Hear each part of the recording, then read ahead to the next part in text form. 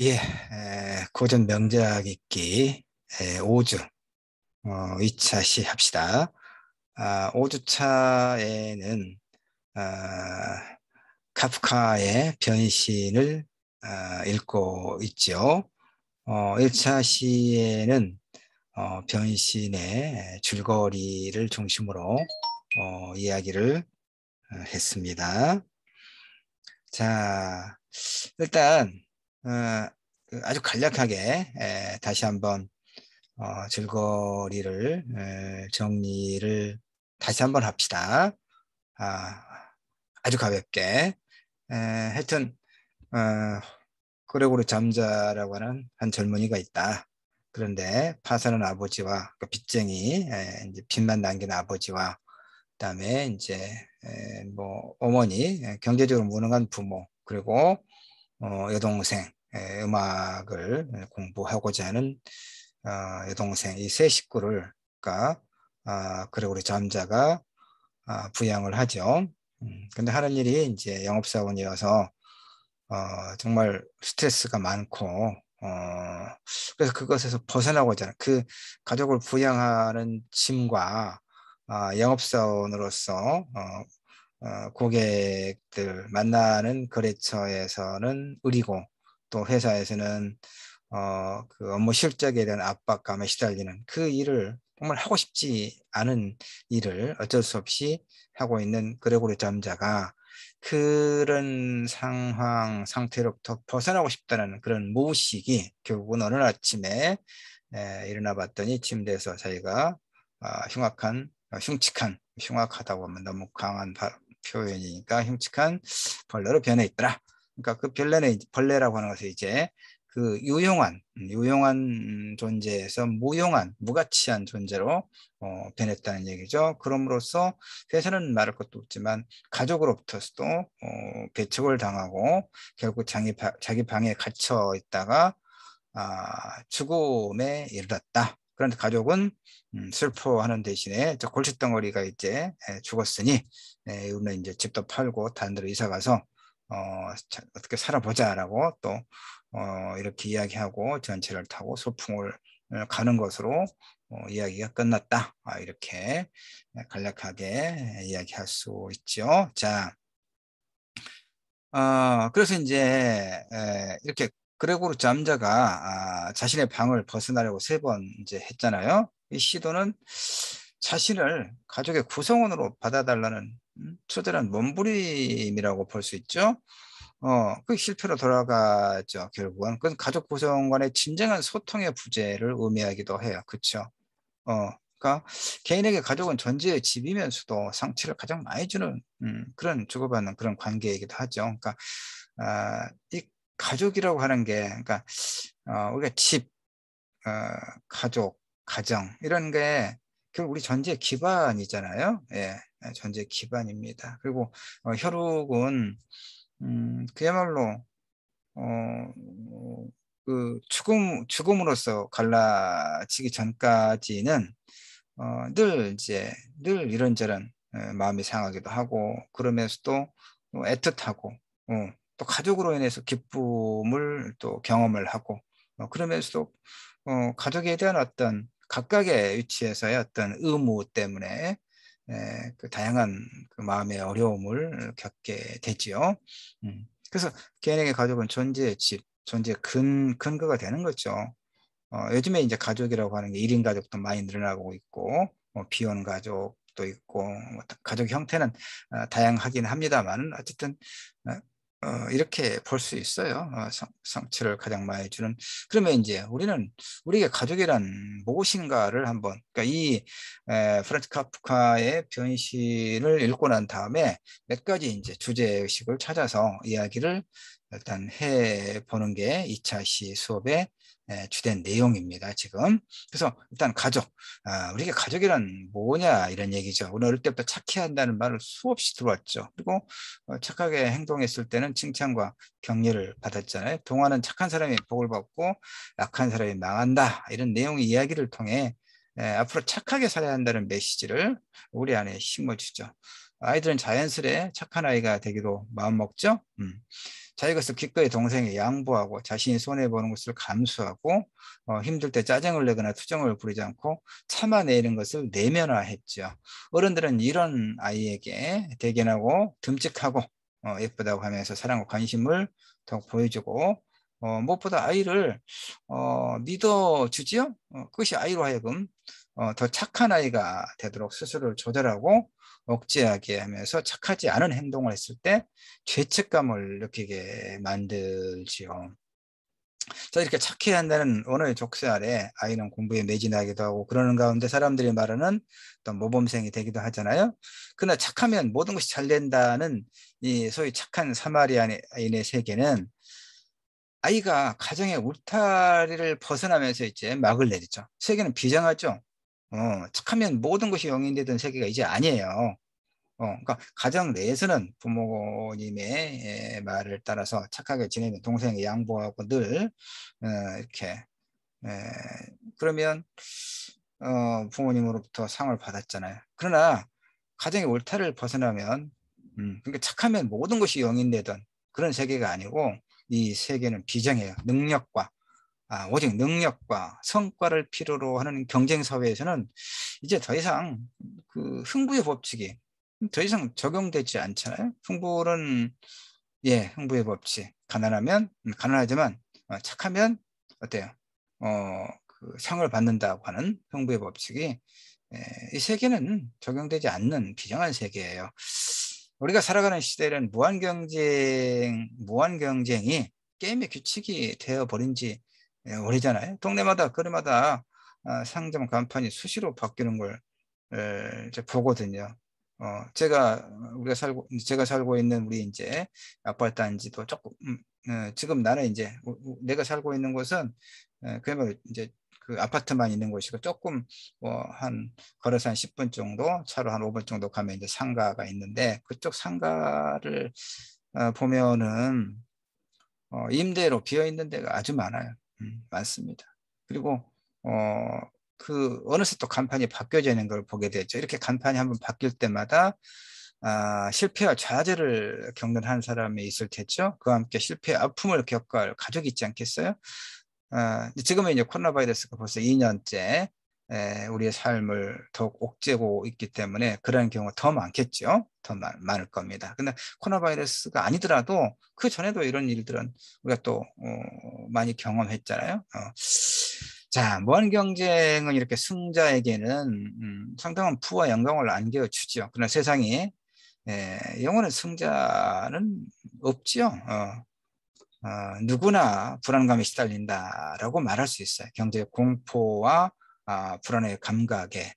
자, 특히나 이제 착한 사마리아인들은 자신들이 믿고 있던 삶의 법칙과 방식이 더 이상 통용되지 못한다는 사실에 고통스러워하죠. 주변 사람들은 자신처럼 다른 사람을 위해 불이익을 감수하지 않죠. 상대가 무너질 때까지 싸우고 일말의 동정심도 보이지 않는 냉혹한 그런 세계에 이제 나와서 그러니까 착하게 행동하면 그것이 다시 이렇게 선함으로 그 제비 다리를 이렇게 치료해 줬더니 봄에 제비가 강남에서 돌아온 제비가 흥부에게 이제 그 금덩어리로 가득한 그 씨앗을 이런 흥부의 법칙은 존재하지 않습니다. 남에게 싫은 소리를 못해서 불편함을 감수하거나 경쟁자와 힘든 관계를 유지하기보다는 한번 물러서서 양보하면서 참고 서로 편한 관계를 만들거나 또는 남을 쉽게 믿어서 사기를 당하거나 동업자의 편의를 지나치게 봐주다가 힘든 상황에 처하거나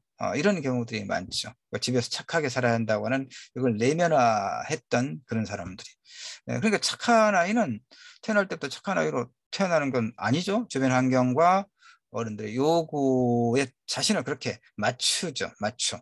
그런 타인의 시선으로 자신을 이거 그러니까 2주차에 사르트르의 푸토를 이야기하면서 말한 바 있습니다.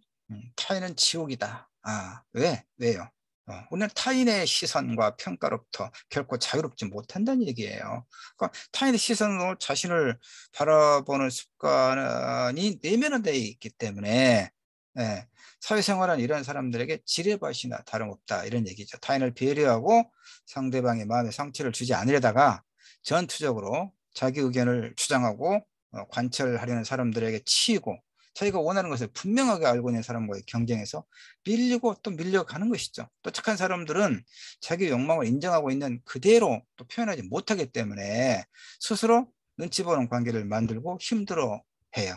자, 이 까미 소설 변신의 주인공 그레고르 잠자가 바로 그런 인물 유형이라고 나는 생각해요. 사회생활에서 다른 사람들과 신경전을 벌이고 그 가운데 몰려오는 긴장과 갈등을 조절하기 위해서는 에너지가 자신에게 집중되어 있을 게 필요해요. 다른 사람들이 나를 어떻게 보고 나에게 무엇을 원하는가에 신경 쓰기보다 내가 무엇을 원하고 어떻게 하는가에 집중할 게 필요하고 중요하거든요. 그냥 우리가 이 까미 소설을 까미가 아니죠. 또 오타가 나왔습니다. 카프카죠. 카프카. 이거 또 고쳐서 올리겠습니다. 음.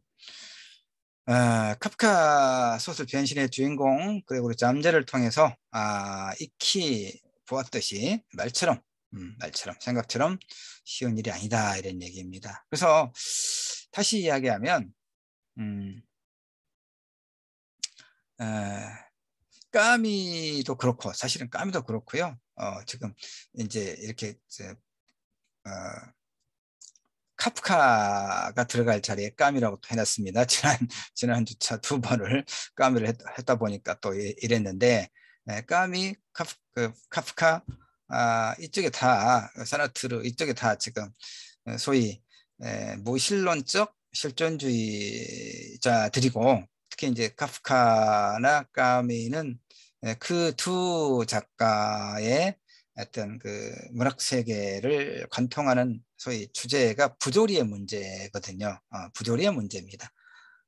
그래서 지금 이제 지금 까미 이야기를 조금 다시 하고 있습니다. 여기서 지금 이 프란츠 카프카의 변시를 1차 시에 읽었고 2차 시에는 그것의 의미를 이제 되짚어 보면서 가족이란 도대체 우리에게 무엇인가를 지금 이야기하고 있고 그러다가 또 까미의 부조리의 문제를 다시 또 한번 짚고 있습니다. 여러분 이 이야기의 흐름을 자 까미는 그 1차 시에 내가 그 시지프의 신화에서 그 코카코스 사는 잘못된 거라고 프로메테우스가 제우스 신에게 그 징벌을 받던 그 묶여있던 산의 이름이 코카서스 산이라고 정정을 했습니다. 자 어쨌든 까미는 시지프 신화의 첫째 줄에서 진실로 심각한 철학적 문제는 단 한 가지다.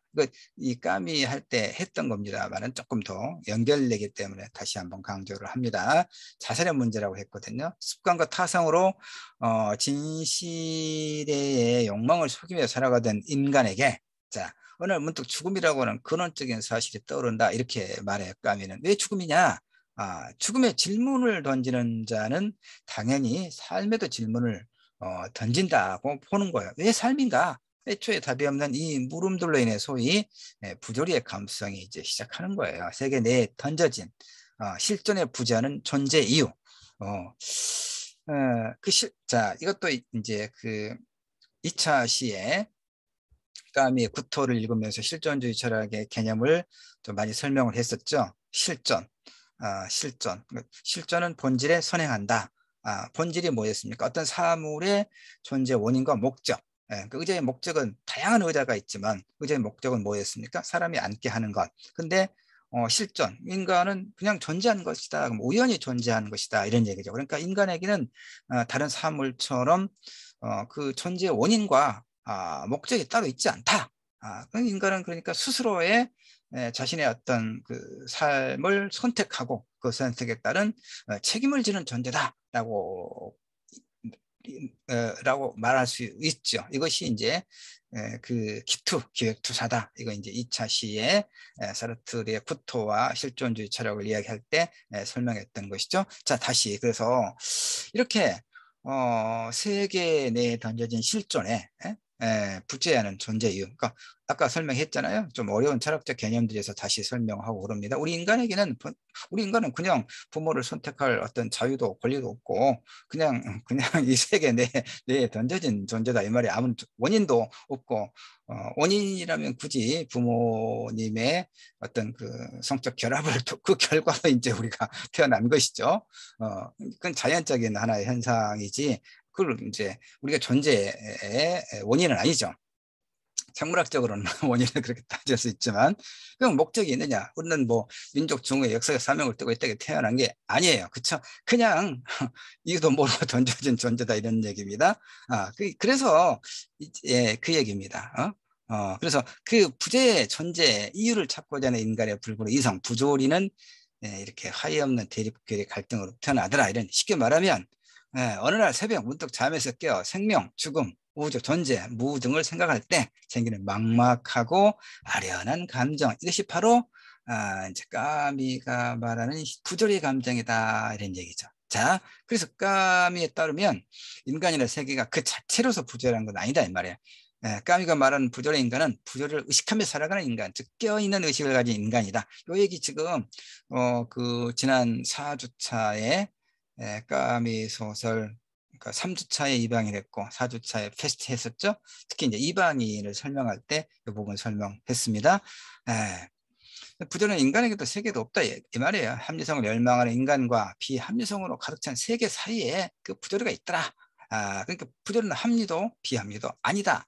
그것은 그러니까 섞어 있는 거 코스모스 이전의 카오스와 같은 그런 것이다. 그러니까 또 이것도 예를 들어보자고 내가 해놨습니다. 만일 자 내가 전철역에서 기차를 기다리는 동안에 어떤 사람이 나를 밀치고 그 바람에 내가 또 누군가를 밀치고 그 결과 그 누군가가 철로에 떨어져서 마침내 진입하는 기차에 치여 죽었다고 가정을 해봅시다. 불행한 그 바람직한 이야기의 흐름은 아닙니다만은 자 내게 살인의 의사는 초도 없었죠. 그렇죠? 근데 살인의 결과는 엄연히 있죠. 그렇잖아요? 자 누군가가 나를 밀었고 그래서 나도 또 어쩔 수 없이 누구를 밀쳤고 그 사람도 누구를 밀쳐서 결국 이제 전철역에 떨어져서 죽어버렸다. 그러면 나는 그 사람을 죽음에 이르게 할 의사는 추구도 없었죠. 근데 그 결과 그 사람이 죽음에 이르는 것은 일단 내가 밀쳐서 그런 거잖아. 그럼 나는 이것은 유죄냐 무죄냐? 이게 바로 부조리의 감정을 느끼죠. 이럴 때 느끼는 황당함, 거북함 이게 소위 말하면 부조리의 감정이다 이 말이에요. 그래서 까미가 지난 시간에 그 3주차에 우리가 읽었죠. 소설 이방인에서 뭐 태양 때문에 이제 뭐 햇빛이 그 아랍인의 그 칼에 햇빛이 이렇게 강렬한 햇빛이 내리쬐고 그걸 자신의 눈을 찔러서 이제 메르소가 권총을 쏘았다. 메르소는 이제 소설에서 그렇게 이야기하고 있는데 어쨌든 바로 그런 거. 이 부조리의 수많은 현상들 중에 하나다 이런 얘기죠. 자, 그래서 까미에 의하면 부조리는 인간의 숙명이다 이렇게 이야기합니다. 까미의 세계가 합리와 비합리, 도덕과 배덕, 태양과 바다, 긍정과 부정, 고통과 기쁨, 이런 그 반대되는 두 항의 양립을 특징으로 하고 있기 때문에 하고 있는 것은 그래서 필연적이다라고 말할 수가 있습니다. 자, 그 다음에 자 다시 이제 또 카프카의 변신으로 돌아갑시다. 자 변신은 그러니까 이 그레고르 변신의 인물 그레고르 잠자는 이 카프식으로 말하면 그야말로 부조리한 감정을 느끼죠. 그렇잖아요.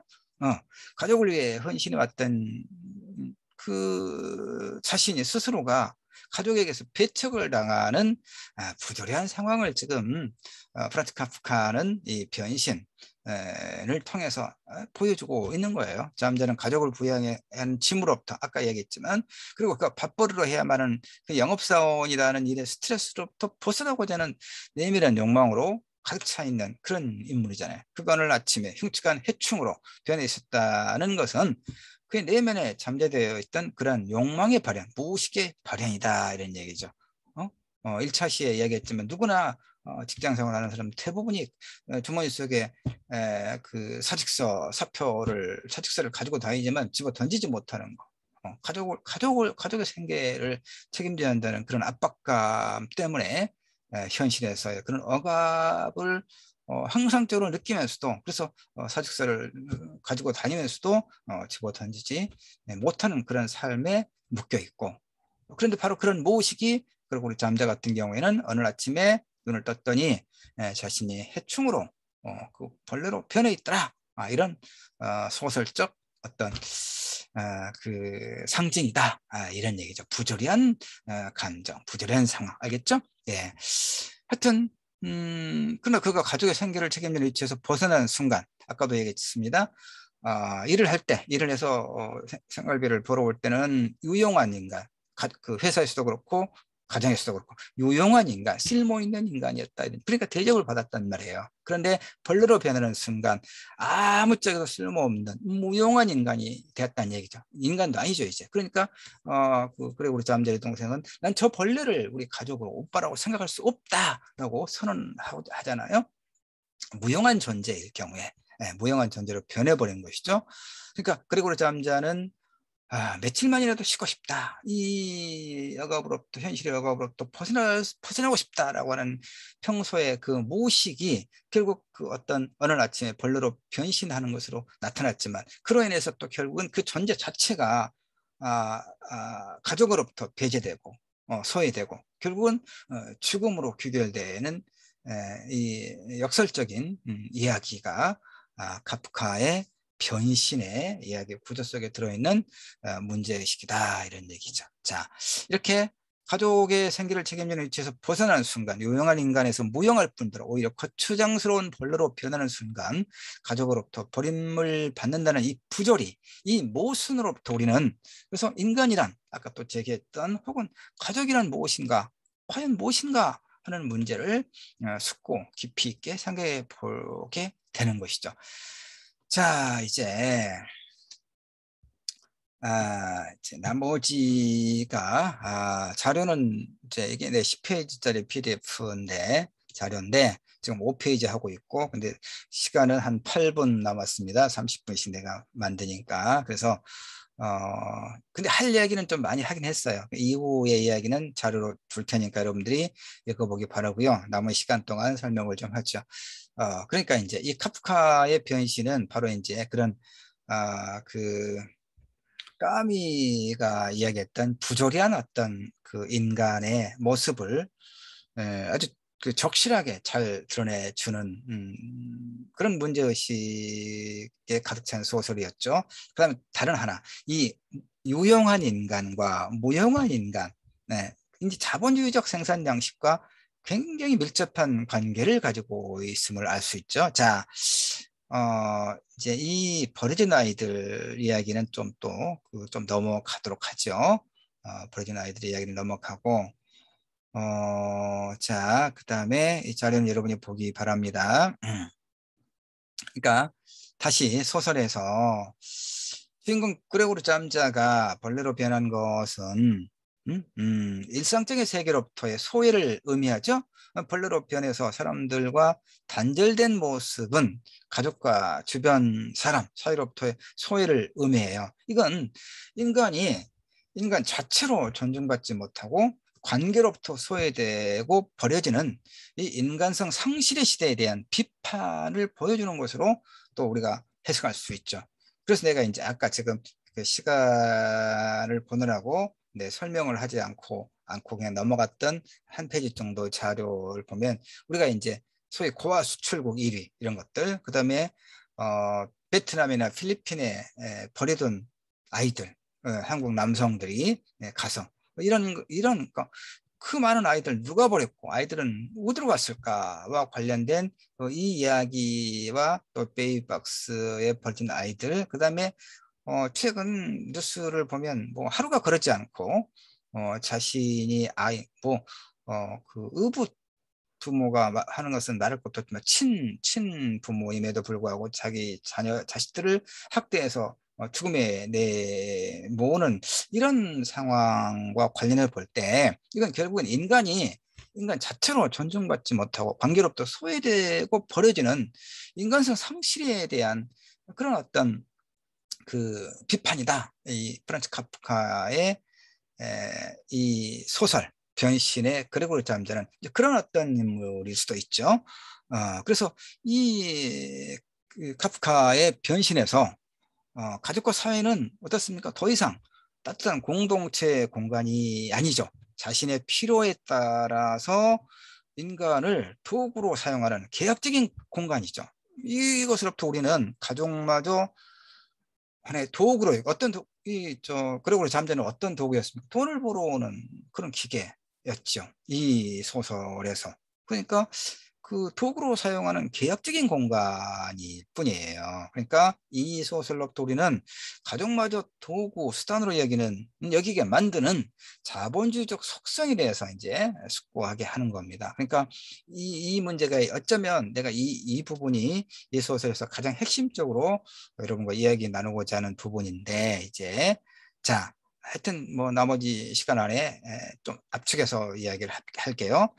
생산성과 효율성만을 추구하는 그 자본주의적 생산 양식의 단적인 속성을 하나 설명할게요. 위스콘신 대학 연구자들은 단백질 프롤락틴의 유전자 코드를 제거해서 알을 품는 암탉의 생산성을 증가시키려는 시도가 자, 간략하게 말하면 암탉이 알을 품고 그 부화 과정을 이제 경과하느라고 계속해서 알을 많이 낳지 못하더라, 이런 얘기예요. 그래서 이 암탉의 모성 본능을 제거해 버리면 그 부화 알을 품는 그런 것을 하지 않을 테니까 계속해서 알을 낳지 않겠느냐. 그러니까 이 암탉의 생산성과 효율성이 더 높게 생산성과 효율성을 더 높게 하려면 어떻게 할 것인가를 연구를 하다가 이 단백질 프로락틴의 유전자 코드를 제거해 버렸다는 얘기죠. 그러니까 암탉에서 모성성을 제거해 버렸다, 이런 얘기입니다.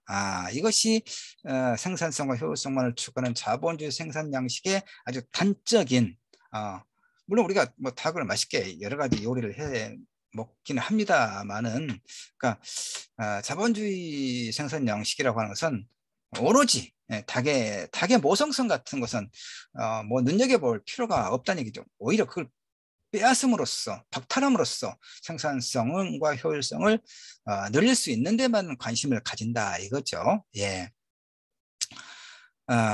유전공학의 새로운 암탉은 이제 더 이상 모성 본능을 나타내지 않아요. 이 어미닭은 좀 더 많은 달걀을 낳는 하나의 기계일 뿐이죠. 생산성은 높일 수 있었죠.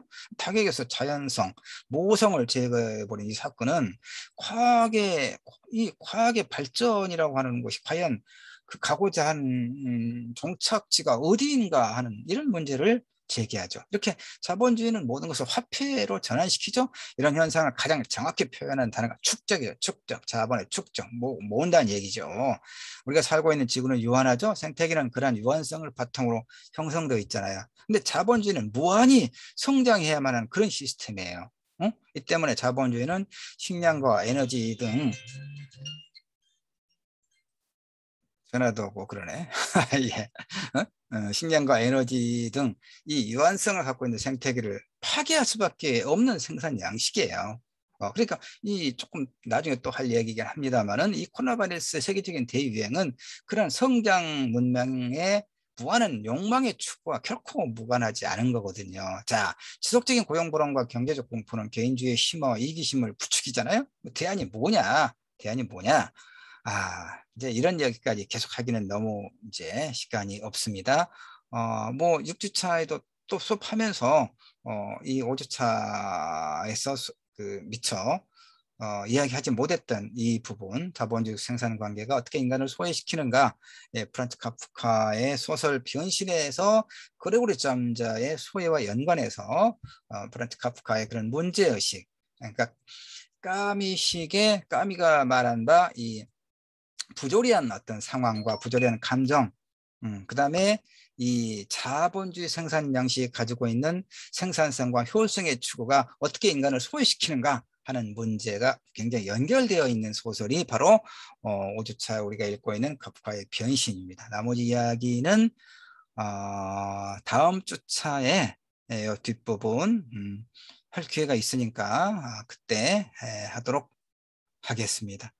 예. 그 수업 2차 시 끝날 무렵에는 그래서 그 음악을 준비해서 엔딩 음악으로 한 곡씩 같이 들으려고 하는데 그 이야기를 이렇게 하다가 보니까 시간이 꼭 넘어가고 그래서 어, 하지 못하고 있는데 다음 6주차부터는 적절하게 이야기를 많이 해서 좋은 건 아닐 테니까 적절하게